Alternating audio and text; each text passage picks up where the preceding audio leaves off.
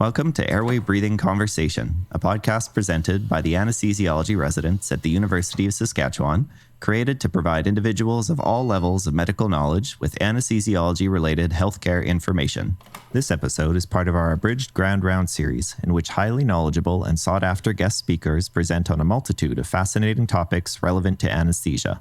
Join us for Ground Rounds this week, where Dr. Karen Mohr, a palliative care physician and former emergency physician in Saskatoon, and Michelle Busch, a social worker and senior health educator in Regina, discuss advanced care planning in Saskatchewan. Now, whether you are an anesthesiologist, resident, medical student, or member of the general public, come listen in as we demystify the incredible specialty that is anesthesiology, one episode at a time.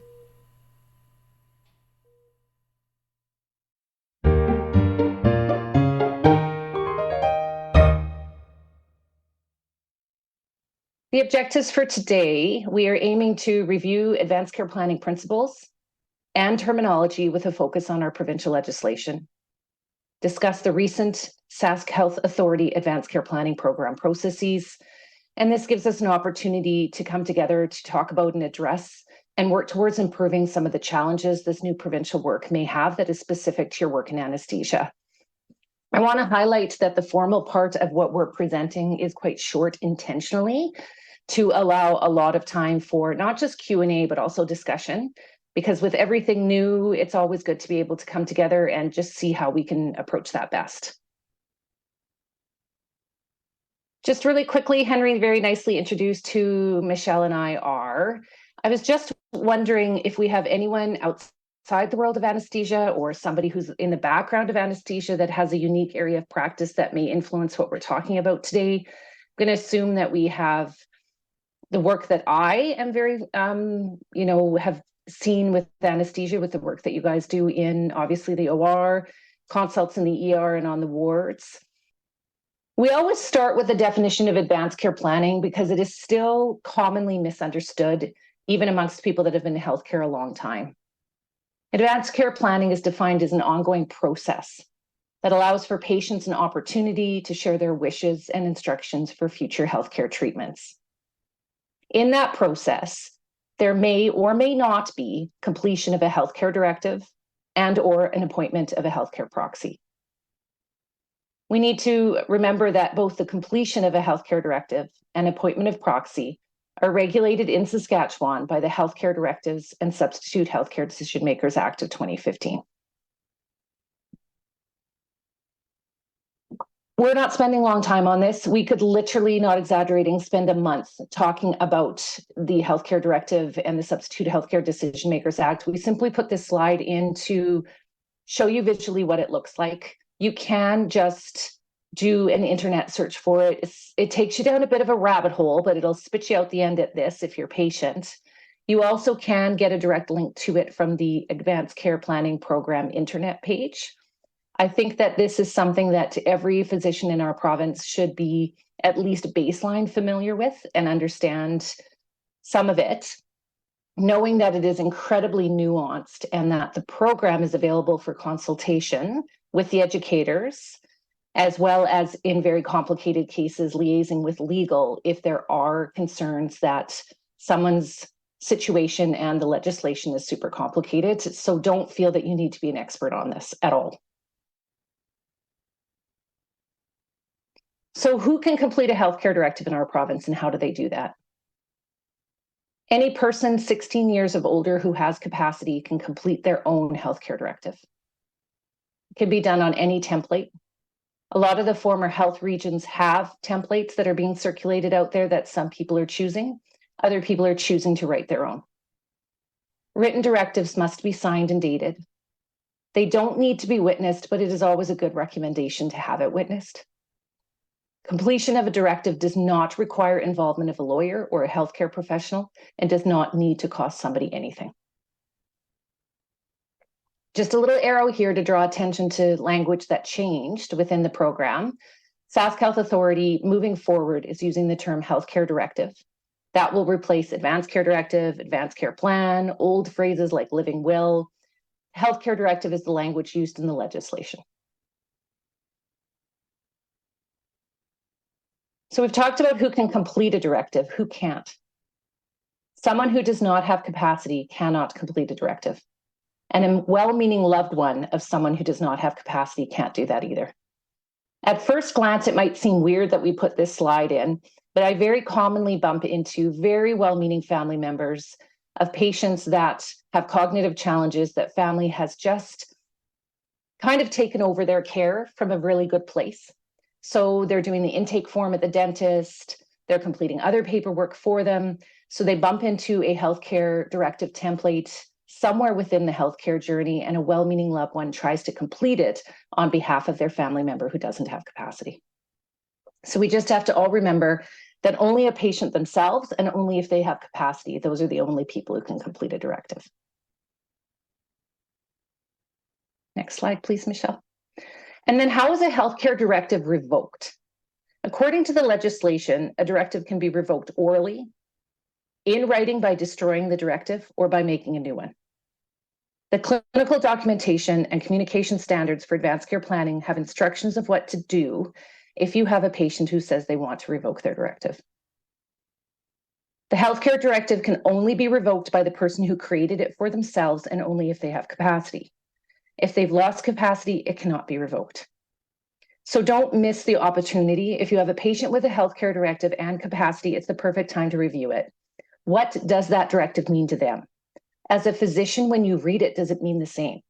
Are we finding some confusion? Does it reflect what they still want moving forward? And making sure that we understand the intentions of what patients want. And Michelle will talk more about that when she talks about the supplemental consent form coming up in future slides. Next slide, please, Michelle. I'm going to spend a little time on substitute decision maker. This is another term with lots of words that causes confusion. A substitute decision maker for medical decisions is an umbrella term, and it has commonly four categories underneath it. And there's an order the legislation tells us that we're supposed to look for in looking for that substitute decision maker. So starting on the left and moving to the right, we want to see if someone has a proxy. If they have a proxy, that is who we go to if we need a substitute decision maker. They don't have a proxy, do they have a personal guardian?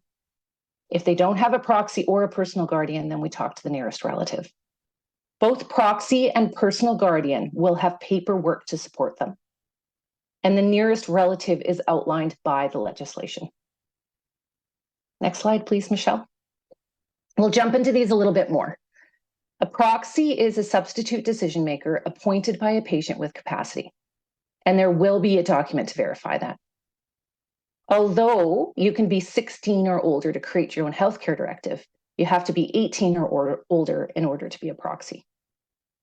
A proxy is expected to act in the patient's best interests, and more than one proxy can be written either as successive or joint. Joint meaning working together for a group decision. Successive meaning outlined the order in which we would approach them. So if someone has 3 proxies in successive order, we contact number 1 first. If number 1 is unable or unavailable, then we reach for number 2 and work our way down the list. Next slide, please, Michelle. A personal guardian is court-ordered and judge-appointed person who is involved in the care of a vulnerable adult, and there will be documents to verify that.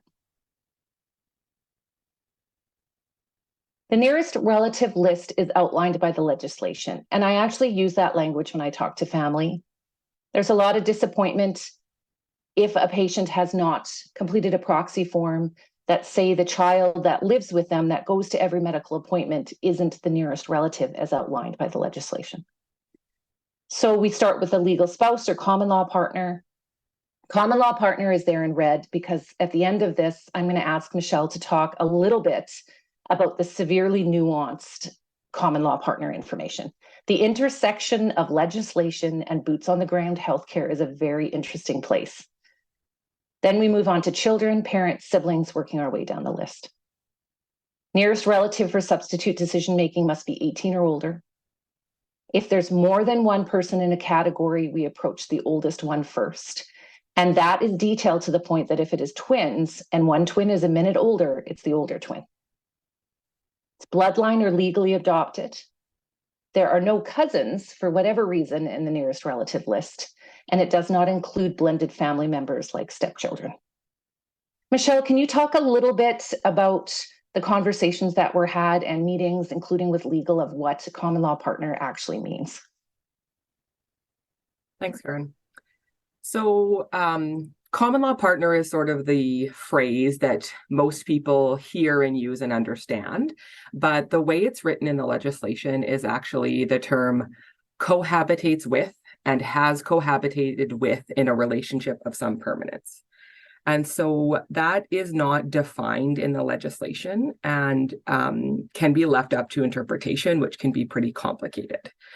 So when we were looking at how to support healthcare teams who are, working in the real world, trying to identify who the correct substitute decision maker should be, we had several meetings with quite a few stakeholders, including legal counsel, risk management, regulatory affairs, our program, to try to create something that provides some guidance to staff on how to identify whether this person who might be a live-in boyfriend, girlfriend, would reasonably be considered their nearest relative. And so I think the message is just that it is quite complicated. And if you are in a situation where it is complex and you're not entirely sure, there is some guidance available on our intranet page.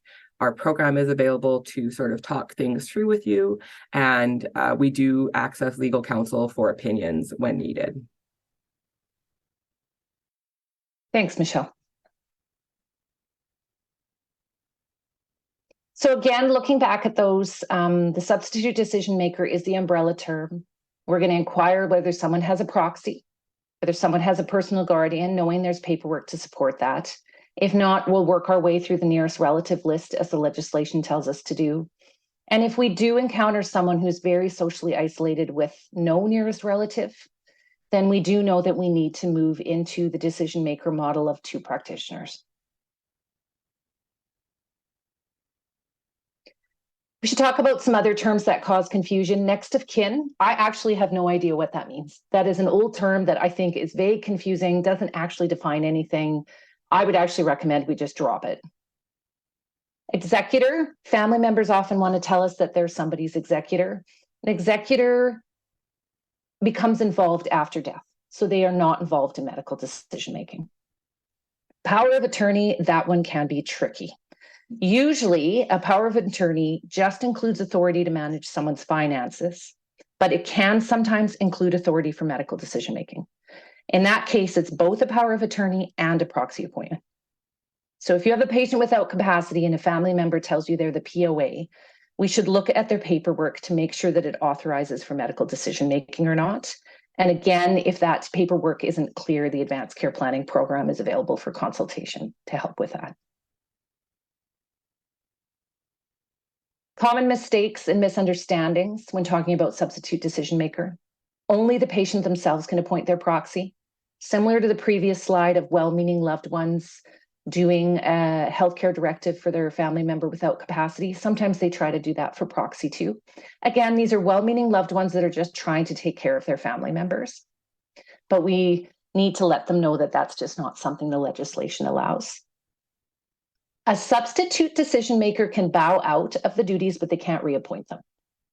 And what I mean by that is, if you're going through the nearest relative list and you contact the oldest child, it's a daughter, and she says, I have a cousin who's in the medical system, very close with our family. I think my cousin would do a way better job of this. I'm going to reassign the substitute decision maker from me to my cousin. They can't do that. Again, these are usually coming from places of well-meaning family members, but we need to just let them know what the legislation tells them, that what we can and cannot do. Sometimes, and in my experience, this is usually with the elderly, we will see care teams talking to a substitute decision maker when a patient still has capacity. And that's something that we need to remember, is to go back to the person with capacity always first. And there are roles and boundaries expected of the substitute decision maker's authority. A substitute decision maker is expected to follow the patient's expressed wishes. If those are not known, the decision maker is expected to act in a way to honor the patient's best interest. Next slide, please, Michelle. This came up in conversation with some people of what do we look at when. If the patient has capacity, there's your gold standard, we're done, stop. So a patient with capacity, that's who we talk with. If our patient doesn't have capacity, then we can consult the healthcare directive and the substitute decision maker. I always like to, when I approach a patient with capacity, ask myself, how long do I think that is? If this is a tenuous situation, someone with a bad infection that I wouldn't be surprised has a delirium in the next little bit, this is a perfect opportunity to have some conversations and allow them the opportunity to sign a proxy if that is something that they would wish. Next slide, please, Michelle. This is a slide Michelle made that I like. It very much appeals to me as a visual thinker. You, in anesthesia, see people coming in and out of capacity all the time. Other healthcare professionals don't. So this may not be a relevant slide for you, but I think it is for other teams moving forward. Unfortunately, some people in healthcare don't see capacity as what it is, as a fluid moving situation. A lot of people still see it as like a line in the sand time-wise. You have a life pre-capacity and you have a life post-capacity, and there's a line with which things change. And that may happen for some people in their health journey, but most people we find have this fluctuating in and out. So, if somebody's under sedation for a procedure. So if somebody's had a shared decision-making conversation and treatment category in the SMOST has been completed, has there been a clinical change or has something changed in their life, even while in hospital, that their goals are no longer aligning? Let's have that conversation and make sure that things are where they should. And we know that as physicians, we spend a lot of time thinking about the what ifs for our patients. And if those are what if worries we have, this is the time to have a conversation with them while we can understand what their thoughts, values, and wishes are. Next slide, please, Michelle. This is called an SDM decision tree, and I think it's so much more than that. I think that at first glance, especially on this slide, you probably can't see it all. It's overwhelming and daunting. But this is a really good resource for more than just substitute decision making. It's helping talk through how do we make medical decisions with patients. So it starts with capacity. If they have capacity, that's who we talk to. If they don't have capacity, what is the chain that we work down? What is the difference with a healthcare directive that's specific or general? Who are we reaching for substitute decision maker, and how do we go through that pathway? We can, if there's an interest, we can send a direct link to this after if you want. I just wanted to make it aware for you guys that this is available as a resource if you feel it would be helpful for you or anyone on your team. And with that, I'm going to pass over to Michelle to do more information on the planning program. Thanks, Michelle. Thanks, Karen. So the Advanced Care Planning Program is a new provincial program that supports the whole province with offices in Regina and Saskatoon. Currently, we have 4 full-time senior health educators directly reporting to Linda McPhee, who is the Director of Clinical Standards and Professional Practice. And we have a part-time medical director, which is Karen. So you can read out the purpose statement of the program on the slide if you're interested, and it is also available on our intranet page. I want people to know that there has been an advanced care planning program in Regina since 2012, and we recently launched our provincial program only about a month ago. So in the past, there was considerable variation across the province in terms of processes, documents, forms, expectations in all the various former regions. And frontline providers were asking us for improved tools and practice supports to support the important work of advanced care planning. And that was really magnified during COVID. So in June of 2020, a working group was made up of physicians, nurses, social workers, First Nations and Métis health educator staff, directors, managers, respiratory therapists, and patient and family partners from all across SHA. That original oversight committee morphed into working groups to create the policy and procedures, and then the education tools and supports. And we also have a community of practice now. So in 2021, ELT approved funding for the additional educator support and the medical director. So in terms of what's available for you, our intranet page on the SHA intranet is actually available and open. So in some former regions, you would need to log in order to access the intranet, but that's not the case for the SHA intranet. So you should always be able to access our resources on our page. In terms of what you might find there of interest, we do have quite a lot of education materials, including the Advanced Care Planning Program Learning module, which is available through e-learning in My Connection. And there is also an instruction page posted for how to access it if you're having trouble. We also have a recording of presentation information about substitute decision makers. We have our SMOST training video, which I hope you've all had the opportunity to look at. It's only 13 minutes. We do also have all of our practice supports there. So we have the decision tree that Karen let you know about, but we also have frequently asked questions, both related to advanced care planning generally and specific to the SMOST. And then we've got several guidelines, algorithms, information sheets, all types of things. We have posters available for the SMOST and much more. So that is all available on our intranet page, best place to look. The other thing that you might be interested in is our patient-facing documents. So those are called PIER documents in SHA. That's PIER, Patient Information and Education Resources. And so those were developed by the education group, and they can be used in a couple different ways. So they are designed so they can be just handed out to people, and they should have everything that they need. But we've also found that they could potentially be quite helpful in terms of supporting conversations or preparing for conversations. So some people have found that sitting down with a substitute decision maker pamphlet and a patient or family member can help have the conversation be a little bit easier because you have a tool to use for that. The other service we provide is consultation with the health educators. So we do have an intake line and email address that is monitored Monday to Friday, 8 to 4:30, and that will connect you with one of the health educators who can provide you a couple of things. So if you have general questions about advanced care planning or looking for information, we can assist you with that. And we can also do consultation on specific situations. If it's a little bit complex or tricky and you're needing some support to work your way through that, we can provide that. We often take the opportunity to consult with legal counsel because we are not lawyers and don't give legal advice. As educators, we will connect you to legal counsel if that is something that is needed. And the other thing that we do is know who we might want to connect you with for other reasons. So sometimes we might encourage you to contact the privacy office or ethics or risk management, and we can point you in the right direction. So the information for that is also available on our intranet page, our phone number and email address.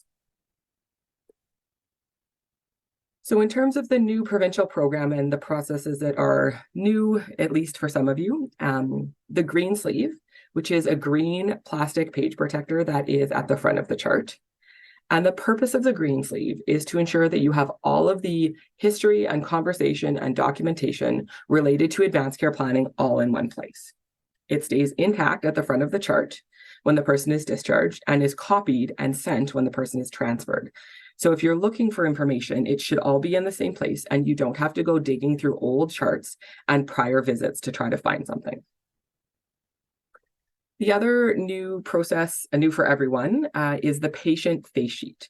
And so this is stored in the green sleeve.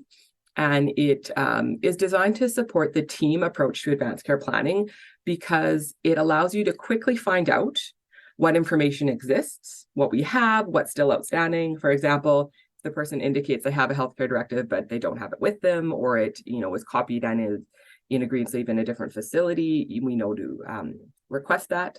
So it allows you to know what we have and what we need. And the other thing that it may do is identify the substitute decision maker if that's been identified. So that can be a bit of a quick reference to know if we know who their substitute decision maker is.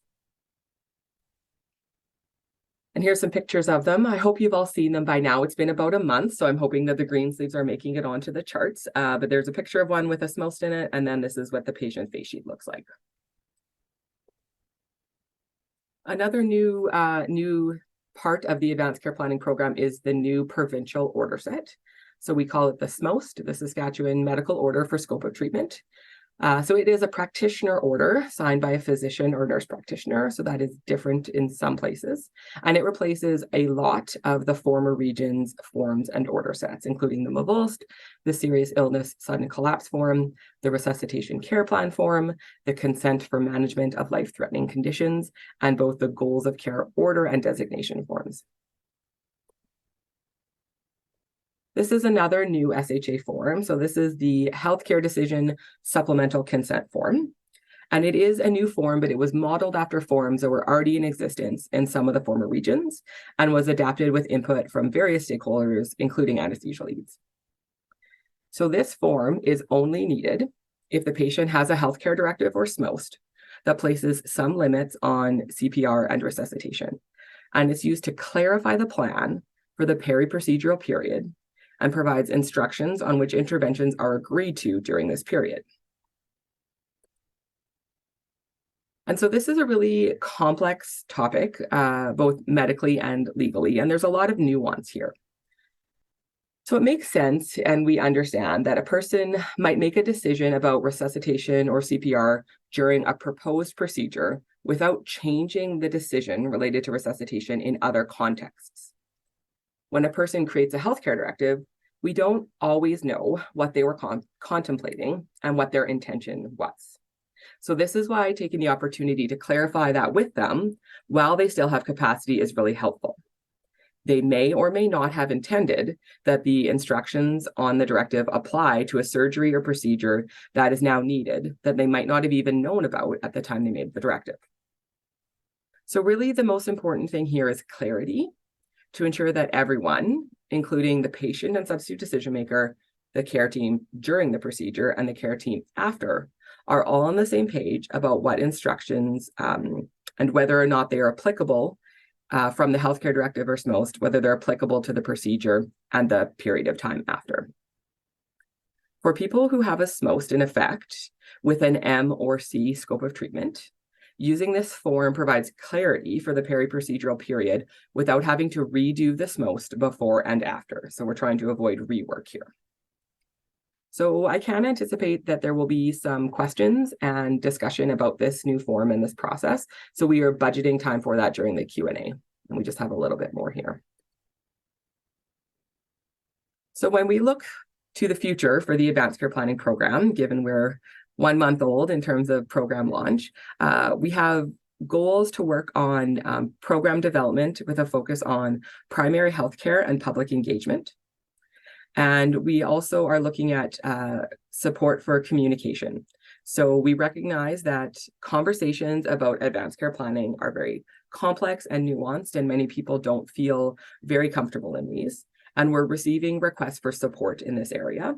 And so we're looking at, with the resources we have, what are the best approaches to meet that need.